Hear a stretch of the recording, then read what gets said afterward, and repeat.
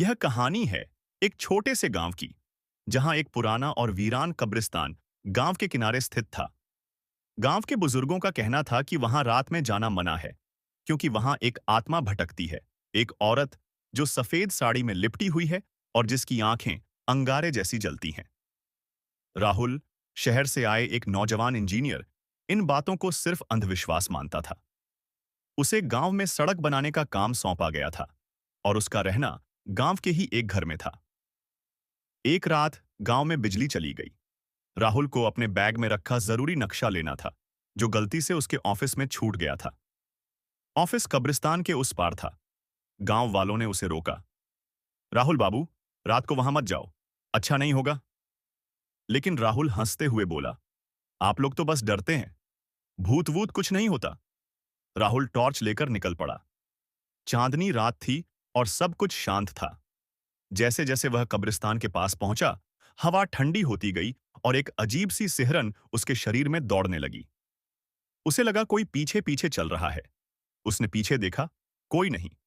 जैसे ही वह कब्रिस्तान के बीच पहुंचा, टॉर्च बंद हो गई। अंधेरा घना हो गया। तभी उसे एक धीमी आवाज सुनाई दी, जैसे कोई रो रहा हो। वह डर गया, लेकिन खुद को समझाया कि यह उसका भ्रम है। तभी सामने एक औरत खड़ी दिखी, लंबी, दुबली पतली, सफेद साड़ी में लिपटी और उसके बाल जमीन तक फैले हुए। राहुल की सांस रुक गई। उसकी टांगें कांपने लगीं। औरत ने कहा, तू क्यों आया यहां? सब मना करते हैं। राहुल हकलाया, मैं नक्शा लेने आया हूं, मुझे जाने दो। औरत उसके पास आई। उसकी आंखें सचमुच अंगारे जैसी थीं। उसकी सांसों से बदबू आ रही थी, जैसे कोई सड़ी लाश हो। औरत ने उसकी गर्दन पकड़ ली और बोली, अब तू भी यहीं रहेगा, मेरे साथ। राहुल जोर से चिल्लाया, लेकिन आवाज बाहर नहीं निकली। अगली सुबह गांव वालों ने देखा कि राहुल का शव कब्रिस्तान के बाहर पड़ा था। उसकी आंखें खुली थीं और चेहरा डर से काला पड़ गया था। पुलिस आई, लेकिन मौत का कोई कारण नहीं मिला। शरीर पर चोट का एक निशान भी नहीं था, लेकिन उसकी आंखों में इतना डर था कि देखने वाला भी कांप उठे। गांव वालों ने फिर वही बात दोहराई, कब्रिस्तान की औरत अब भी वही है। जो रात में वहां जाता है, वो कभी जिंदा नहीं लौटता।